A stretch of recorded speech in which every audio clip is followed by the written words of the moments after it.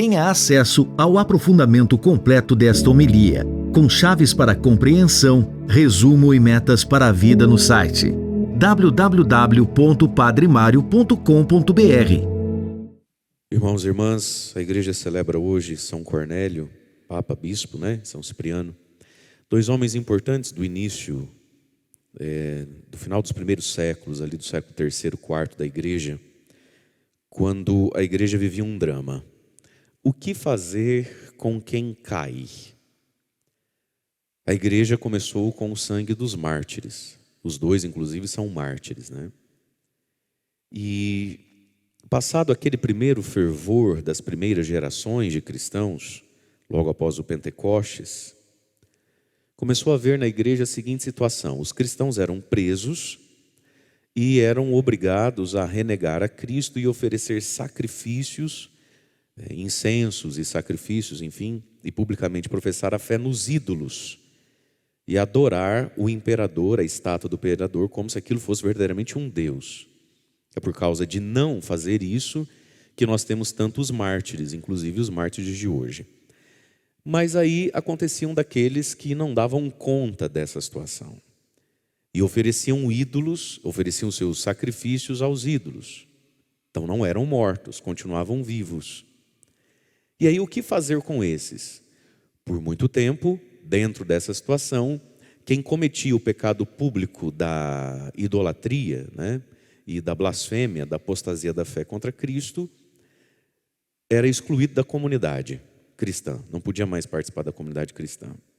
Isso se avolumou e era um debate dentro da própria igreja, E por causa desses dois de hoje, muitos foram reintegrados à comunidade, consideravam eles assim: talvez eu, no lugar deles, também teria feito o mesmo, Mas de toda e qualquer forma, nós precisamos aqui entender algo.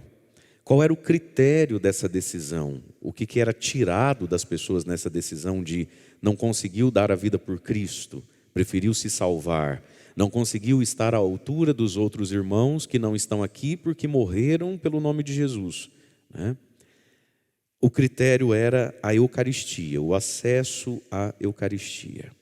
Portanto, irmãos, a Eucaristia sempre foi e sempre será o critério da fé, da qualidade da fé e o critério das decisões a serem tomadas. Posso comungar depois disso?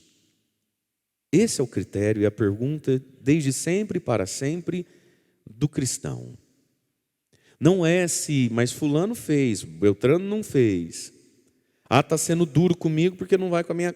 A questão é a Eucaristia. Tão somente. Ponto 1. Ponto 2. Os cristãos que eram reintegrados e, vamos dizer assim, absolvidos, não eram tidos mais, nunca mais, por exemplo e modelo de nada. Uma coisa é o perdão, outra coisa é a honra. O pecador, ele recebe perdão. Ser perdoado não é honra. Uma pessoa perdoada não é modelo de nada. Ela só é perdoada. A honra está na santidade, na fidelidade, em andar em outro patamar da fé. Pensando a Eucaristia como critério, nós temos aqui essa primeira leitura. Essa semana ainda vamos continuar lendo a carta de Paulo aos Coríntios. Agora já estamos lá no capítulo 11, quando ele vai dizer: irmãos, no que tenho a dizer-vos eu não vos louvo, pois fiquei sabendo que vossas reuniões, vossas assembleias de fé, não têm sido para o vosso bem, mas para o vosso mal. Olha como o ser humano é interessante. Muita coisa é objetivamente para o nosso mal. A boca de fumo, a biqueira, o boteco. Não tem como ter bem ali. Mas muita coisa é para o nosso bem. Sobretudo a igreja. Pois bem, os coríntios conseguiam fazer daquilo que era para o bem um mal. Olha, quando o ser humano é sem vergonha, quando o ser humano é mascarado, quando o ser humano é desfocado, ele consegue fazer daquilo que só poderia fazer bem, mas ele consegue fazer aquilo ser um mal para ele. Aí continua Paulo: com efeito, em primeiro lugar, ouço dizer que quando vocês se reúnem, têm surgido divisões entre vós. Aí Paulo diz assim: e em parte eu acredito mesmo. Paulo está dizendo assim: eu gostaria muito que fosse fofoca o que me contam de vocês, mas como eu conheço vocês, a possibilidade de ser fofoca é mínima. É verdade mesmo, eu já tive aí, eu sei quem vocês são. Vejam, conseguem produzir divisões quando se reúnem. Irmãos, a palavra divisão na Bíblia, em grego, é diabolos, de onde vem a palavra diabo. O diabo é o divisor. Como é que pode um povo se reunir para rezar e haver divisões?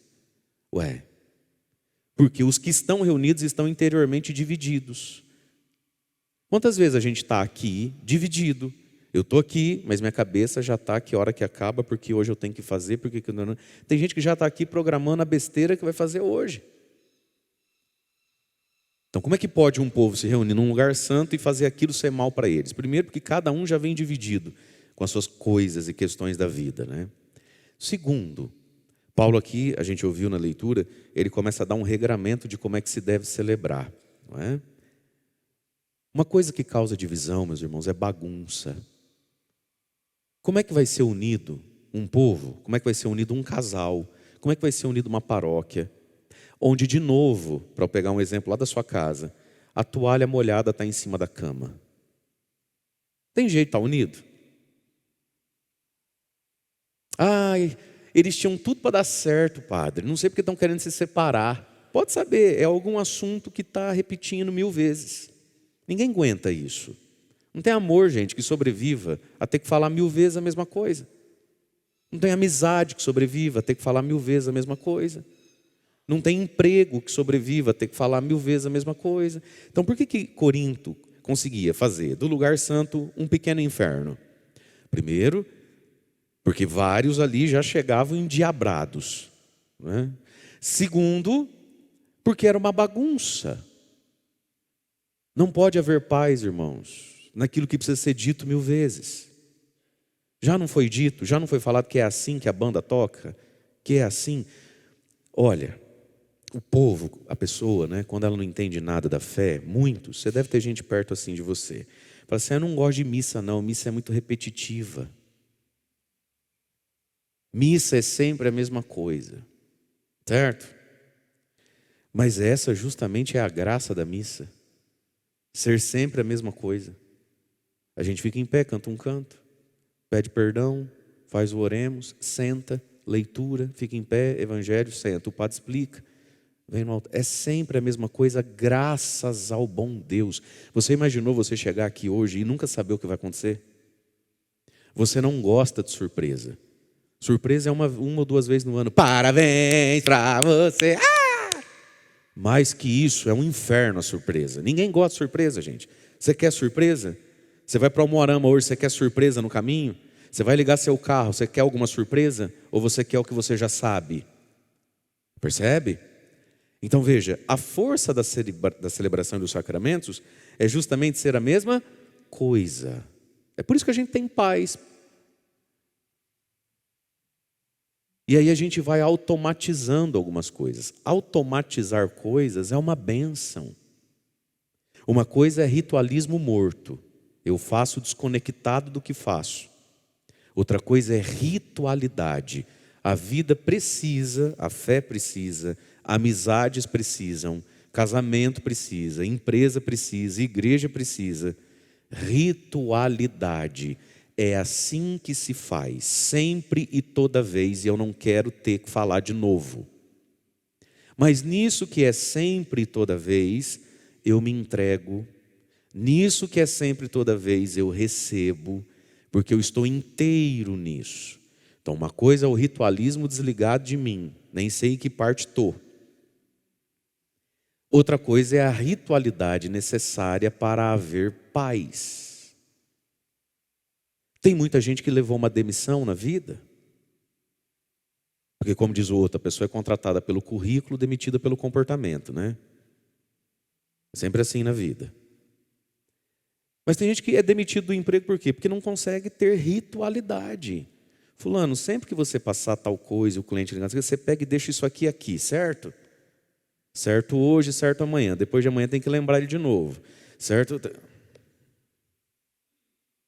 É impossível haver paz.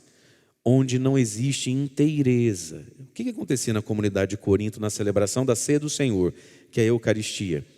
Não havia ritualidade, é o que Paulo começa a dizer, cada vez é de um jeito, cada vez é de uma forma, cada vez é de um humor. Então a gente precisa de uma regra externa, mas a gente precisa regrar nós mesmos. Tem dia que a gente está mais dócil à ritualidade da vida, não é? Tem dia que a gente está mais desconectado dela. Cada um é que se vire, ninguém é obrigado a entender que você não está bem hoje. A roda precisa girar, meu anjo. E aí Paulo começa a dizer, de fato não é para comer a ceia do Senhor, a Eucaristia, que vocês estão se reunindo. É para outra coisa que vocês estão se reunindo. E aqui está de novo, porque é que não havia paz em Corinto. Porque cada um tinha um objetivo. Como é que vai ter paz? De novo, um casal, uma empresa, um trabalho, uma família, um time de futebol, uma igreja, uma paróquia, uma missa, onde você não está aqui no mesmo objetivo que eu. Eu vim para rezar, eu estou pronto, você está pronto? Percebe? Não é para comer a ceia do Senhor que vocês estão se reunindo, pois cada um se apressa em fazer suas próprias coisas. Então não é possível haver paz onde não há objetivos em comum. Para haver um objetivo em comum, tem que ter alguém que ensine isso e relembre isso. Essa pessoa geralmente ela é o quê? Ela é um chato. Quem é que segura o mundo andando? Os chatos. Tudo na vida que foi do ponto A para o ponto B foi graças a quem? A um legal? A um chato. Tudo que na vida melhorou um pouquinho. Melhorou porque chegou um querido? Melhorou porque chegou um chato. Os queridos só dão trabalho. Você conhece um amorzinho que serve para alguma coisa? Aliás, diz o ditado do povo que amor não enche barriga, só enche barriga por 9 meses, né? Depois disso. Cada um faz o que quer do jeito que quer. Bom, alguém vai ter que dizer como é que é e de vez em quando lembrar. E essa pessoa ela é uma chata. Louvado sejam Deus pelos chatos. Geralmente na paróquia, de vez em quando, pessoas vêm reclamar comigo sobre pessoas. E começam a falar, padre, porque ela é chata. Padre, porque ele é chato. Aí que eu apaixono de vez pelo chato. Pela chata e não largo mais. Porque esses tidos como chatos nunca vieram me reclamar nem dos bonzinhos. Nem eu tenho que reclamar deles, porque o mundo é sustentado pelos chatos. Vai lendo toda a carta de Paulo aos Coríntios, para você ver a animosidade que começou a haver entre eles e a própria dor do coração de Paulo. Quando Paulo começa a dizer, Paulo dá muitas indiretas da carta aos Coríntios, vocês me trocaram, né? Qualquer um que chega aí agora pregando, leva vocês aqui na lábia, claro, depois que eu vos levei para Cristo, depois que eu tudo fiz, agora todo mundo é um amor, todo mundo é bonzinho. E esse é o outro papel do chato na vida também. Você dá tudo, você faz tudo, sem você não haveria, entende? Mas legal mesmo é o tio que vem, não é assim a família da gente? Na cabeça do seu filho? Legal mesmo é o tio que vem 2 vezes por ano, para ficar 3 dias, não é isso? Jogando PlayStation, leva para dar volta, compra um açaí. O tio sim é um amor, o pai só é um chato. E é assim em todo lugar, e é assim que é a vida. Mas a gente vê Paulo dando umas desabafadas na carta aos Coríntios, né? Na carta aqui, nas 2 cartas ao Coríntios, Paulo dá uma desabafada em cima do povo, umas reclamadas. Paulo está dengoso, Paulo está dodói porque está mal retribuído. Claro, ele era um chato. Agora, diante de Deus, grande é o chato, não eram os queridos. Ele diz, vocês se reúnem, mas me parece que não é para ceia, cada um tem um objetivo diferente. E aí, o que eles fizeram da Eucaristia? Uma grande confraternização. Ele diz assim, cada um se apressa a comer a própria ceia. Eles levavam um lanchinho, uma partilha ali, enfim, cada um levava uma panela, né? E enquanto um passa fome, o outro até se embriaga. Virou uma grande bagunça. E aí Paulo começa a dar as pauladas dele. Vocês não têm casa não para comer e beber? Come em casa. Muitas das nossas reuniões, o maior objetivo é o pastelzinho, o quibe e a coquinha no final, né? Aí diz, ou desprezais a igreja de Deus e quereis inclusive envergonhar os que nada têm, eu vou vos elogiar, nesse ponto não posso vos elogiar.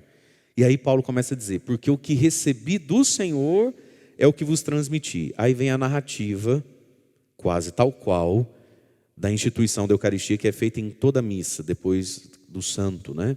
No meio do prefácio da oração eucarística. Meus irmãos, vocês se reúnem por causa disso aqui que eu já vos transmiti. Na noite em que foi entregue, o Senhor tomou o pão, deu graças, partiu, abençoou e disse: isso é o meu corpo que é dado por vós. Fazer isto em memória de mim. É para isso que nos reunimos. Não é para outras coisas. Aconteceu uma vez, aqui em Alto Piquiri, há muitos e muitos anos atrás, há uns 8, 10 anos atrás, uma pessoa me procurou um tanto quanto escandalizada, porque veio à missa, e era aquele tempo quando o povo conversava muito na missa ainda, né? E na ponta do banco tinha um senhor que conversava com o senhor da ponta do banco. A missa toda, nesses momentos onde a Assembleia responde, onde a Assembleia canta, o aleluia, o santo, né? E eles ao longo da missa fecharam um negócio. Um comprou 3 vacas do outro, eu estou falando sério aí. O outro comprou um porco dele, acho que foi isso, e no meio da história parece que ia rolar um cavalo. Era mais ou menos essa história assim. 2 senhores já de idade, e aí qual foi o escândalo? Não foi só um negócio, foi que um deles era muito de igreja. E conseguiram fazer isso na missa. Vendeu 3 boi, 3 vacas, o outro comprou um porco, não sei o que, ainda rolar uma carroça, um cavalo na volta do negócio, no troco. E isto é... Ai, cai o teto, isso é mentira. A pessoa estava horrorizada, falou: padre, o sujeito não para quieto a missa inteira. Eu nunca tinha sentado perto dele. E aí na hora dos cantos, virava até de lado no banco. Ah, mas aí não é negócio para mim não. Então você me faz, não, faz o seguinte, semana que vem você passa, que eu te dou um cheque. E rolou um negócio ali. É. E pensa se fez pix para a paróquia, porque o 10% disso aí eu não vi até hoje, desse esquema. Mas às vezes, irmãos, a gente está aqui dentro da nossa cabeça, né? Fazendo negócios, né? Já te aconteceu de sair da igreja e não lembrar a cor da roupa do padre? Está aqui, mas não está aqui, né? E aí Paulo continua do mesmo modo, depois da ceia, ele tomou o cálice: esse é o cálice do meu sangue, o sangue da nova aliança. Todas as vezes que dele beberdes, fazer isso em minha memória. Aí Paulo diz: todas as vezes, irmãos, de fato, que comemos desse pão, bebemos desse cálice, estamos proclamando a morte do Senhor até que Ele venha. É isso que fazemos no que fazemos. Proclamar a morte do Senhor até que Ele venha. Então, o reinado de Jesus, é essa a nossa ritualidade. Agora, se eu estou fazendo isso, pensando em por quanto eu vendo a vaca, isso é um ritualismo, no qual eu não dou nada a Deus, nem Deus dá nada a mim. Agora, se eu faço isso sempre, toda vez do mesmo jeito e em paz, é uma ritualidade no qual eu dou a Deus o meu coração e no qual Deus abençoa o meu coração. Amém?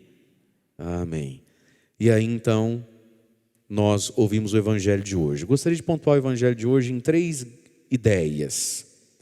A ideia da amizade e da honra, a ideia da intercessão e a ideia do poder da palavra. Primeiro, a amizade e a honra, que passa aqui pela palavra estima. Então vamos lá, um homem pagão, ele está ouvindo falar sobre tudo que Jesus faz.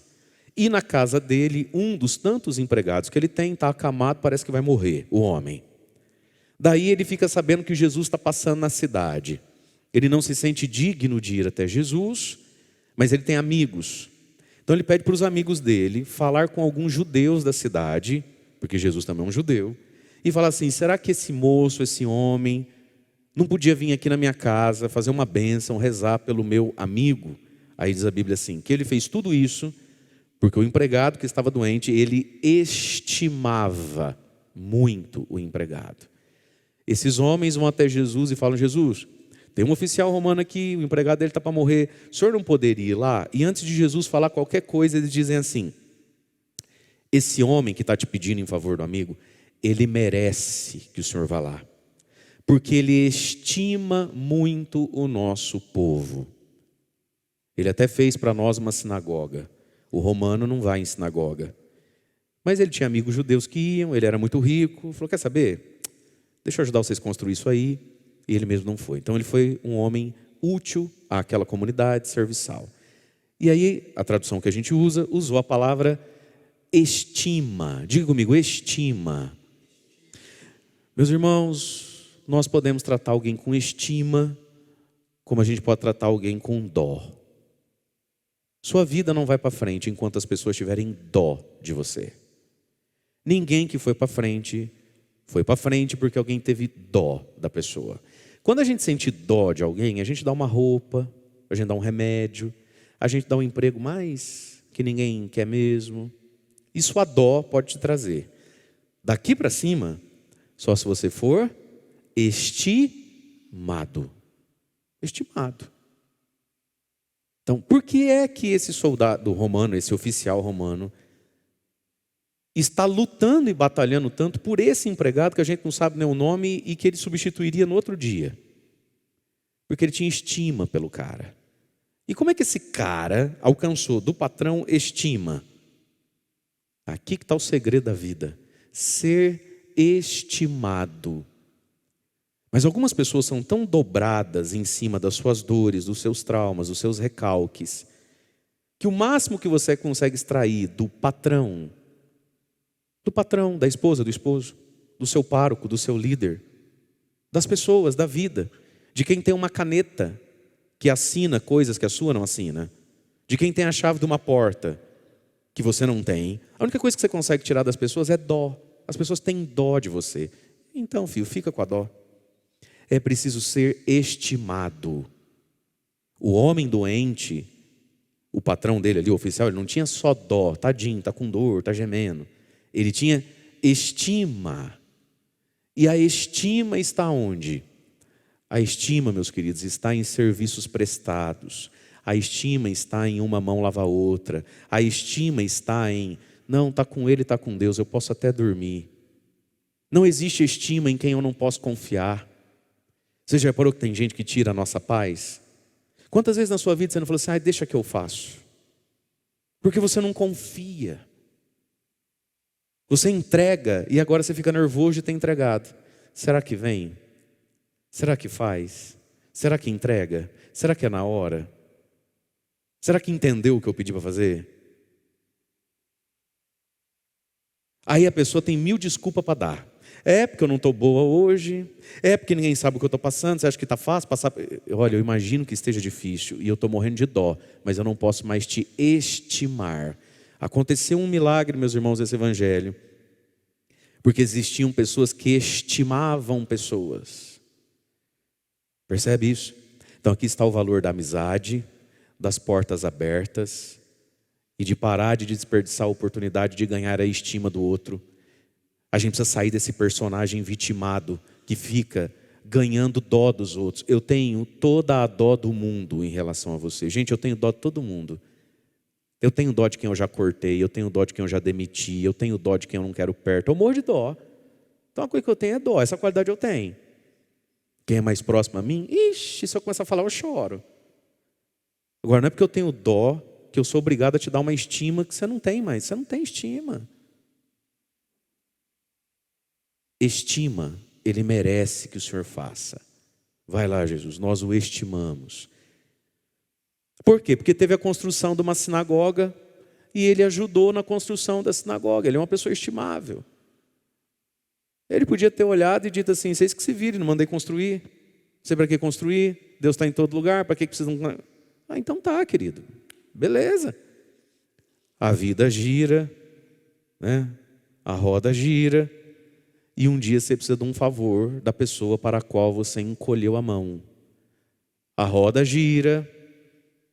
E amanhã ou depois você precisa do bom olhar, do bem querer, da influência da pessoa que você falou mal, da pessoa que você desonrou e da pessoa que você só encheu as paciências. E aí você quer que a pessoa te estime. Não, no máximo ela vai ter dó de você. E meus irmãos, a vida não vale a pena quando a gente vive ela no patamar de um coitado que recebe dó.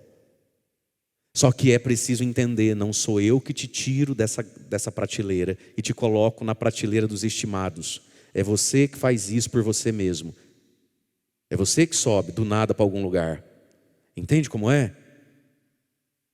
Eu por dó posso te colocar num lugar. Mas sair dali e subir para outro já não é mais comigo, é você que faz isso. E quantos de nós somos pessoas magoadas, feridas, azedas e revoltadas contra o mundo, esperando que o mundo e que as pessoas e que a igreja e que tudo nos dê estima. Você pode estar sentidinho de alguém não ter sentido dó de você, mas estima, aí não. Até Deus, meus irmãos, nos trata assim, está na palavra. Quem semeia pouco, colhe pouco. Foi você que semeou pouco. Agora você está triste porque não colheu muito e a culpa é minha. A culpa é do outro, é da minha mãe, é do meu marido. Oi, plante muito. Não está feliz com o que colhe? Mude as suas sementes, vá fazer algo. Está na Bíblia, servo bom e fiel. Você foi fiel, tão produtivo no pouco que eu te dei. Estou até com vontade de te dar mais. Eu te dou pouco, você não faz nada com o pouco. E está bravo porque eu não estou com vontade de dar mais. Você é doido. Tem gente que é pirada da cabeça. Por quê? Porque vive voltado sobre um umbigo. Aí tem uns psicólogos para ajudar, vai ver que é uma ausência materna, da teta da mãe, quando pequeno, porque ainda mamava quando já nasceu o outro irmão, introjetou um ciúme, uma inveja. Essas coisas existem, deve ser mesmo, não é possível. Mas você quer ser compreendido assim? Então pague um psicólogo. O mundo não é obrigado a ser seu psicólogo. É para isso que existem psicólogos. Você tira uma hora da sua semana e vai lá chorar. Vai lá se entender, marca um horário com o padre, se confessa. Existem âmbitos para você ser pego no colo. Agora existe o momento do fruto. Servo bom e fiel, foi fiel no pouco, não foi fiel no pouco. Pouco, plantou muito. A estima, meus irmãos. Nós precisamos na vida, de vez em quando, ter portas abertas. Entende isso? Nossa, Padre Mário, você está uma mistura de coaching com outra coisa hoje? Não, filho. É porque vida de padre eu ouvi gente que reclama. E vou dizer para você, cada vez mais eu me convenço. Nenhum de nós ao longo da vida vai ter mais do que 5 ou 6 motivos concretos para reclamar. O resto é só a leitura errada das coisas. Planta para você colher. E tem paciência enquanto não colhe. Porque até onde plantava limão, agora quer virar o maior produtor de laranja. Agora vai tempo também, meu anjo. Paciência no que planta, né? Mas veja, queridos. Eu não sei se pessoas têm uma ausência profunda de pai e de mãe ao longo da história e fica projetando ou requerendo isso do mundo. Entenda bem quem te deve, se é que te deve alguma coisa, para você não sair cobrando de todo mundo aquilo que só tua mãe te devia. Olha, ela já morreu. E eu não sou sua mãe. Olha, você nem sabe quem é seu pai. Sinto muito, mas eu não sou seu pai. Vá cobrar do pai que existe ou não existe. Não cobre da vida essas coisas. Vá ser útil, vai fazer alguma coisa. Vai merecer a estima de alguém. Segundo ponto, junto com a amizade, a intercessão. Está um intercedendo pelo outro, né? Está um falando com o outro para falar com Jesus. Por óbvio, meus queridos, é Jesus que faz. Jesus é o Senhor, o Salvador. Só Ele cura. Mas o Evangelho de hoje nos mostra um homem que diz: Senhor, eu nem me achei digno de falar com você. E aqui de novo, junto com as amizades, já levando para o lado mais espiritual da coisa, a intercessão dos santos e santas de Deus em nosso favor, né? Jesus, eu nem me achei digno de falar com o Senhor, mas daqui a pouco vai chegar uma mulher aí, Nossa Senhora, ela vai levar um recado meu, né? E vai lá os nossos santos de devoção falar o quê? Jesus, ele merece sim. Ele até, né? Ele até. Mas veja, queridos, Deus a gente não compra, mas a gente precisa entender isso. Deus tem para mim misericórdia, justiça e honra. Sou eu que escolho em que prateleira eu passo a vida, em que patamar eu passo a vida. Eu posso passar a vida toda sendo tratado por Deus com misericórdia. Nossa Senhora olha para Jesus e fala: filho, não merece nada, só tem misericórdia. E Deus tem misericórdia. Não falta o que comer, não falta o que vestir. Mantém o coraçãozinho batendo, tuf, tuf, tuf, tuf, e vai essa vida miserável que muita gente leva. Deus pode me tratar com justiça quando eu paro de fazer besteira. Aí passa a ser justo. Deus é justo. Plantou, colhe. Mas tem a honra, o mérito, merecer algo diante de Deus. Filho, Maria falando com Jesus, São José falando com Jesus, ela merece. Não é só que ela é uma coitadinha necessitada de misericórdia. Não é só que é uma pessoa justa porque aprendeu a andar na linha. Inclusive agora até merece que você faça esse favor. Amizades, intercessão e o poder da palavra. Quando Jesus está indo então em direção à casa do homem aqui, ele diz: Senhor, não te incomoda. Ele diz através de outros, nem para isso ele encarou Jesus cara a cara. Esse homem não devia valer muita coisa, mas pelo menos humilde ele era, né? Ele diz assim: Senhor, não te incomodes, lá no versículo 6. E a gente diz isso em toda a missa, né? Porque eu não sou digno de que entreis em minha morada, em minha casa. Eu não mereço. Nem me achei digno de falar com você cara a cara, Jesus. Mas dizei uma só palavra, ordena com a tua palavra, e o menino lá em casa fica curado, o meu empregado. E aí ele parte de uma lógica que ele tinha da vida dele. Porque eu também sou superior de outros. E se eu falo vai, ele não é louco, ele vai. Se eu falo vem, manda quem pode, obedece quem tem juízo, filho. O homem vem, eu não sei se ele quer, ele só vem. Se eu falo faz, eles fazem. Esse homem experimentou, como oficial romano, né, de tropa, de exército, governar o mundo com a palavra. Ele fala e é feito, né? Então ele pensou: Jesus, se eu falo e o mundo muda, só porque eu falei que eu não quero mais aqui, mas agora eu quero lá, sai daqui e vai para lá, ordena com a tua palavra, usa da tua palavra, e o homem vai ficar curado. O poder da palavra. Mas esse versículo aqui, versículo 7, mas dizei uma palavra, ordenai, Senhor, ordena com a tua palavra. Irmãos, a palavra de Deus, ela tem o poder de ordenar as coisas. Mas a palavra de Deus não violenta as coisas. Por que é que Jesus, que tem uma palavra que é capaz de ordenar a saúde de uma pessoa à distância, vai conseguir com essa palavra ordenar a saúde à distância? Porque os envolvidos estão dando permissão. Nós precisamos permitir, queridos. Deus pode todas as coisas, mas nós precisamos permitir. Ordena com a tua palavra. Então a palavra de Jesus tem poder para ordenar a minha vida, me pôr em ordem, me desbagunçar, me organizar, me pôr na marcha certa, no ritmo certo, me colocar na coerência, na congruência da vida. Eu sou um homem de 38 para 39 anos, padre há 13 anos. Jesus Cristo, com a sua palavra, quando eu escuto, entendo e rezo, dou legalidade, permissão a Ele, Ele me ordena e me põe congruente. Olha, parece mesmo que tem quase uns 40 e é padre, né? Pôr em ordem. Quantas pessoas desordenadas, né? Eternos adolescentes, eternas meninas neuróticas, medrosas e choronas, não é assim?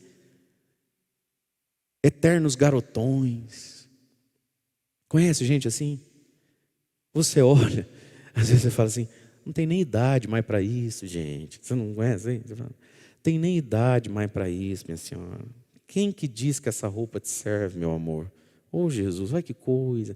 A pessoa está fora do esquadro, não é isso? Desordenada. E o que nos desordena, meus queridos? Paixões desordenadas, os 7 vícios capitais: ira, gula, avareza, luxúria, aquelas coisas todas. Isso nos desordena às vezes o resto da vida. O que mais que nos desordena? Tem o poder de nos desordenar: as paixões, as ilusões e as feridas. As feridas. As feridas emocionais, as feridas interiores, que em muitos casos já era para ter sido curada, não é curado porque você não é humilde. Aquelas feridas que descompassam a vida. Você quer ver? Quem não conhece, quem não tem? Mulheres que foram feridas na sua afetividade, porque foram traídas, porque o casamento não deu certo, porque todas as irmãs são casadas, bonitinhas, só ela que não deu certo nesse âmbito da vida, aconteceu, enfim. Isso vira uma ferida. Agora está indo lá para 40 e tantos anos de idade, não educa os filhos, não dá atenção em casa, sempre errando o homem, sempre pegando alguém que precisa ser remodelado por inteiro. Porque é uma ferida que a pessoa tem. O casamento, ela precisa casar. Ela precisa casar. Ela enfiou na cabeça que ela precisa casar. Não é isso? E aquela ferida desordena ela na vida. Aí tem um chato. Ou não tem um chato, né? Para dizer, minha filha, minha amiga, meu anjo, meu bem. Você não vai arrumar um homem nessa idade. Da sua idade, desimpedido, sem impedimento com a igreja, sem vício que reza. Esse homem existe e está casado. Não tem solto por aí. Esquece esse assunto. Vai rezar. Vai cuidar dos seus filhos. Dá atenção para essas crianças. Um tacou a cadeira na professora, a outra se cortando o braço, o outro só come miojo e bolacha, está desse tamanho, está gordo. E você atrás de um homem, como se tivesse 20, 25 anos, como se ainda fosse solteira. Passou, meu anjo. Ordena a tua vida, aceita que você ficou velha. Parece que eu estou vendo os comentários depois. Meu Deus, etitarismo que fala agora? É etitarismo, é machismo. Não é, filho, é ordem. Jesus me ordena com a tua palavra. Eu tenho 40 e poucos anos, 3 filhos, vou arrumar uma mulher de 20. Ordena a tua vida, filho. Percebe? Jesus me ordena com a tua palavra, porque não há paz nessa desordem. Quem eu sou, o que eu devo, o que me é possível, o que está ao meu alcance. Ai, mas a Bíblia fala assim, que tudo é possível ao que crê. Aí as pessoas pegam um texto fora de contexto para usar de pretexto para suas maluquices. Meus irmãos, Jesus fez um milagre para um homem que estava na cama, não sei, naquele tempo, vai ver, era câncer. Para câncer tem milagre. Agora, para algumas coisas, tem ordem, tem resignação, tem paciência e tem bom senso. E talvez a soma dessas coisas seja um milagre que muita gente precisa. Mas esse homem crê no poder da palavra. Ordena com a tua palavra. Tem coisa, Jesus, que o meu otimismo, que a minha força, que a minha lágrima, que o meu suor não faz. Quem faz? Tua palavra faz. E aí, meus irmãos, sempre que a gente se confronta com a palavra diariamente, a gente vai encontrando na nossa vida uma ordem que às vezes a gente está fora dela. O nome disso é exame de consciência. A gente se enxerga na palavra. O problema é que muitos de nós usamos a Bíblia como uma janela para olhar a vida do outro. É ou não é? A gente pega o que o Jesus falou, as coisas da Bíblia, e fala assim, fulana tinha que estar aqui para ouvir. Ei, cadê ele nessa hora? Não é assim? E claro, às vezes a gente se lembra de pessoas. Mas, meus queridos, se a palavra de Deus é só uma janela para eu olhar quem não veio, a palavra de Deus é um espelho, muito mais do que uma janela. É um espelho, eu me enxergo nela. E aí eu vejo que em mim está desordenada a estima, porque eu passei a minha vida querendo só que os outros tenham dó e me entendam. Nunca fiz nada de bom para ninguém. Aí eu vejo que eu não tenho intercessores ao meu favor, nem um santo de devoção, não rezo um terço, não tenho nada. Aí eu vou vendo que no fundo eu desconfio de Deus, da palavra de Deus, das promessas de Deus. Aliás, eu nem tenho palavra de Deus, porque eu nem escuto direito. É um espelho para mim. E tudo aquilo que a palavra me mostra que não está na ordem da palavra, tem que se transformar no quê? Em desânimo? Não. Em máscara, vou disfarçar para ninguém perceber? Tem que se transformar em prece, em humildade. Eu reconheço e peço. Porque aquele que me mostra pode me dar. Porque aquele que me dá tapa na cara pode assoprar. Porque aquele que puxa minha orelha pode me ajudar. Deus não mostra para humilhar. Deus mostra para propor.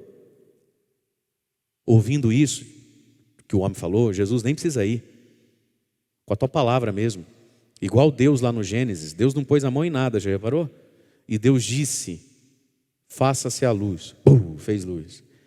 E Deus disse que haja água no rio. Água no rio. E Deus disse que os pássaros voam e os peixes pulam dentro da água. Pulou na água, bateu asa, voou. Deus fala. É com a palavra, né? Que Deus faz as coisas. Veja que esse milagre ia começar com um toque de Jesus. Nós, de algum modo, às vezes, queridos, na nossa fé, temos alguma facilidade maior em crer em toques. Água benta, óleo ungido, medalhinha de Nossa Senhora, escapulário, não é isso? E sim, Deus age através dos toques. Sobretudo, porque o próprio Cristo quis o toque sacramental. A água do batismo, o óleo do crisma, a mão do padre na confissão, a parte física da Eucaristia, pão e vinho, corpo e sangue. Mas e a palavra? Todo mundo achou que Jesus ia pôr a mão num doente. Jesus não pôs a mão, Jesus falou algo. A palavra cura, meus irmãos. E para a palavra a gente dá a atenção, a inteligência, o coração e a prece. Ouvindo tudo isso, Jesus virou para o povo e falou: eu vos declaro, nem entre vocês, né, em Israel, porque o homem é um pagão, encontrei tamanha fé. Fé na palavra que sai da boca de Jesus e que tem o poder de nos ordenar. Então, queridos, que Deus nos dê a graça de produzirmos paz através da ordem, né? E que o Senhor nos dê a graça de entender, ser estimado, ter intercessores e acreditar no poder da palavra de Deus. Agora que você já assistiu, você pode ter acesso ao aprofundamento, ensinamentos práticos e as metas para a vida a partir dessa homilia. Acesse www.padremario.com.br.